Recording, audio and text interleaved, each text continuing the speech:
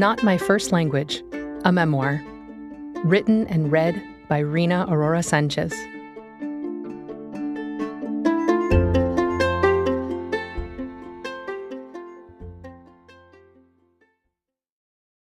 Eight. I didn't join the dozens of other Copa Airlines passengers in clapping when the tires of our jet hit the single runway at Matecaña International Airport. Instead, I said another quiet prayer, alone. "Thank you, God. Thank you, Mom," I whispered. What a day. 3 flights in 3 countries. A stopover in Panama City that barely gave me enough time to make my final connection. But by 11 p.m., I had made it. I was in Colombia again. As I looked out my window, I was stunned at how the homes and shopping centers in Pereira were practically adjacent to the runway. I had flown here once before with a friend back in 2012, but didn't pay close enough attention to what was going on outside the aircraft back then. This time, I could clearly see living rooms lit up, folks sitting on small love seats watching programs broadcast from the capital. If I had such a clear view of them, surely they had one of my airplane. That has got to be loud, I thought. Matecaña was hardly large enough to be considered a traditional international airport at that time, but there were in fact 2 flights daily from neighboring Panama City, no longer than an hour, that qualified it as such, one in the morning and one in the evening. So technically, it was true. I shuffled my way through the single-file customs line as the punches of passport stamps echoed along the white, sterile walls. Oppressive overhead lighting made the room look more like the prison common areas that I'd seen on Law and Order than a metropolitan airport that was supposed to be inviting international tourism. Aesthetically, it was not the most welcome environment. 3 officers did their best to make it less depressing as they greeted Colombian citizens and visitors alike. As far as I could tell, I was the only person not of Latin descent making my way into Pereira that night. I watched as parents pulled together passports and notarized papers proving the children traveling with them were in fact theirs. I watched young Colombian men and women casually make friendly conversation with the officials behind each counter.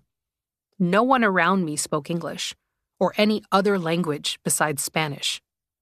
Yes, I realize Spanish is the official language in Colombia, so of course that's what I'd expected to hear. But if you've ever been in a customs line anywhere in the world, especially as a visitor, you know that it is a rare place to experience monolingualism. As I waited my turn, I couldn't stop thinking about how that man had laughed at me while I was on the cusp of a panic attack earlier in the day. What the hell was that about? I wanted to put it behind me. I wanted to just be excited to see him. I wanted this to be my perfect, happy ending after everything I'd been through over the past 4 years, the past 6 months especially. But I was still annoyed. I'd have to table that feeling, though. I needed to pull it together to present my best self to the customs officer who had full authority to decide if I should be permitted to enter his country. "Siga," he called out to me.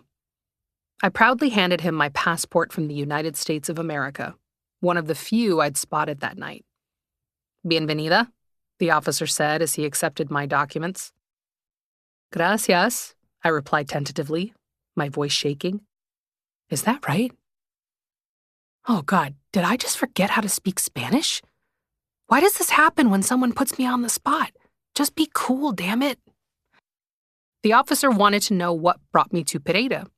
I told him I was there for tourism, that I'd been to Colombia twice before and was excited to come back.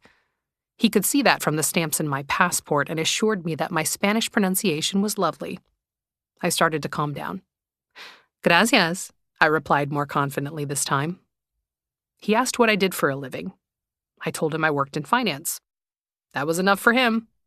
Stamp. I had 90 days in the country if I wanted them. The mood shifted as I walked down the hallway that separated international baggage claim from the airport exit. It suddenly hit me that I was in the same vicinity as that man. He was waiting for me on the other side of the doors that were within my purview. My heart raced as my nervous system caught up with my brain. Sweat secreted so rapidly from my palms that it was difficult to grasp the handle of my duffel bag, which had already been taken off the belt by the time I got to it. The benefits of a small airport. My arms were numb, my chest tight. I left my body. We see the protagonist marching down the narrow corridor toward the area marked Salida. Her eyes dart among the crowd waiting to greet loved ones. There is no mistaking which one is him. He is tall, taller than everyone else. He is dark, darker than everyone else. He is carrying flowers. Where would she put those? He spots the woman from the United States as easily as she spots him. She is tall. She looks different from everyone else arriving that night. It is clear she is not of Latin descent. She looks down at the fresh pedicure accented by her black sandals. She almost cannot look up. Almost. The most genuine, beautiful smile she has ever seen in her 31 years meets her gaze. There is no more anger, no more what if, no more doubt. She knows. He knows. They embrace. I made it! She can barely form the words. She's too busy laugh-crying. He says nothing but pecks her cheek. That's not enough. She grabs his face and invites his thick lips to meet hers. He is pleasantly surprised and kisses her back. He swaps the roses and lilies he's carrying for her duffel bag, leading her to a waiting taxi. He opens the door for her, makes sure she is safe and comfortable before gently closing it. He joins her from the other side of the vehicle only after ensuring her luggage is secure in the trunk. He puts his arm around her shoulders. She fits perfectly in the groove of his chest. They have known each other forever. We pulled up to Habitat not far from the trendy Avenida Circunvalar. That man paid the driver 15,000 Colombian pesos for the ride, about $8 at the time, and retrieved my bag from the trunk. "Why don't you check us in and I will take these upstairs?" he suggested. "Are you sure?" I was nervous to be left alone with my broken Spanish in a city where even tourist destinations struggled with English. "You'll be fine, don't worry," he assured me. That man walked me to the front desk and handed his national ID card to the attendant before rapidly asking something in Spanish. Their exchange was so fast in their shared Paisa accent that I couldn't catch a word of it. I'm so glad my Spanish teachers taught me how to ask where the library was and not how to decipher regional dialects, I grumbled internally. The front desk associate politely requested my documents. Slowly, clearly. "Gracias," he said as I silently provided him with my blue passport. I watched him make copies of both mine and that man's identification. One went into a manila folder that I presumed had our reservation confirmation and room number. The other went into a binder that looked to be older than the hotel itself. Who was ever going to see that? I wondered. The attendant explained that our room was on the 4th floor and that the staff would bring us breakfast in the morning if I could just fill out 2 slips of paper indicating our selection and what time we'd like to eat. I wrote our names on each slip and paused. What did that man eat for breakfast? "Well, he left you here to handle this, so he'll get what he gets," I rationalized to myself. I hedged my bets and chose 2 different types of eggs, a fresh fruit platter, fresh orange juice, arepas, and of course, coffee. I was greeted on the 4th floor by an airy seating area with wicker furniture, square glass-top tables, and a myriad of plants.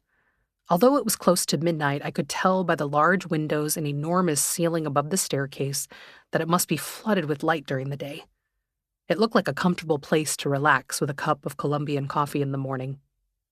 I surveyed the area as I walked over to our room and knocked on the door. "Okay," that man answered proudly. "Please, come in." The lights were off, but it wasn't dark. Dozens of candles lined the hardwood floor, their path punctuated with rose petals that led to a king bed. More rose petals rested on the cream comforter, and 2 bottles of wine, one white, one red, sat on a bistro table in the corner. I had no words. No one had gone to this level of detail to impress me before.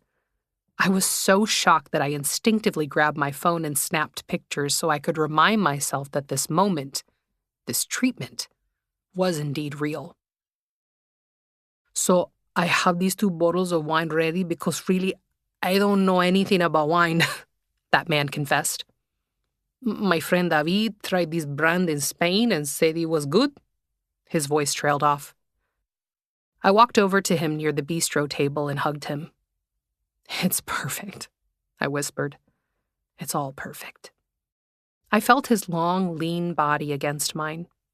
He was gorgeous, but our connection was far more than physical.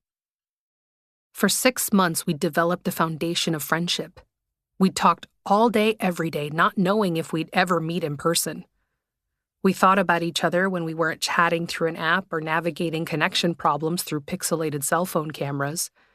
We cared about how the other felt, all without the luxury of being able to touch, hug, or kiss.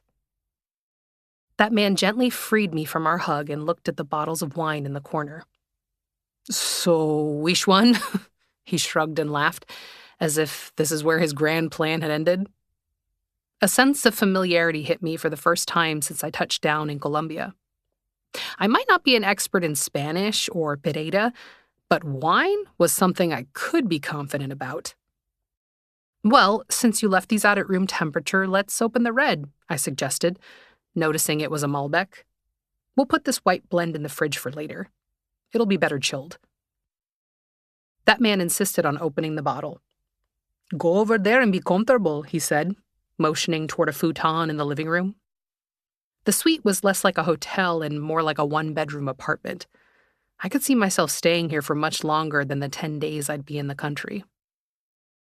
Hey, let me ask you something, I pondered as that man handed me a glass and sat on the other end of the futon. Why did you laugh at me today? My ego couldn't help it. What do you mean? That man asked. Was it a language barrier? Had he forgotten? When I had an issue with the car, you just laughed at me. His brow furrowed. He tipped his head to the side and shifted his eyes to the curtain behind me. I did? He genuinely couldn't recall. Yes, I pushed. You didn't offer any encouragement or empathy. You just laughed at me like I was stupid or something. I don't like feeling that way. Oh, no, you are not stupid. A glimmer of recognition formed in his eyes. The truth is, I was at work at my university and I was not completely paying attention to what you were saying. I'm sorry. His hand met his lips. He realized he'd screwed up by being incapable of multitasking. I talked myself out of dwelling on it. After all, we barely knew each other. He'd made all this effort to welcome me to Pereira. Did a minor misunderstanding really matter now? I'd been so hurt in the past, I didn't want to miss any red flags this time around. That man studied me for a moment. He set his wine glass on the coffee table in front of us before carefully taking mine out of my hand and doing the same. His eyes lit up. His face transformed. There was a palpable desire that directly contradicted the shaking, timid boy who'd picked me up at the airport. I don't want to talk anymore. Those were the last words I heard before he picked me up from the futon and led me to the bed. But I do have to ask you one thing, he conceded. Will you be my girlfriend? I didn't have to think twice about that question. Yes, of course. Of course I will.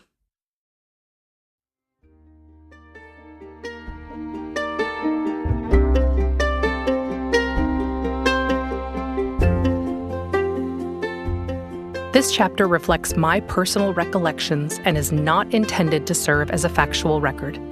Memory is imperfect, and others might recall events differently. Certain names, details, and dialogue have been altered or reconstructed for clarity and privacy.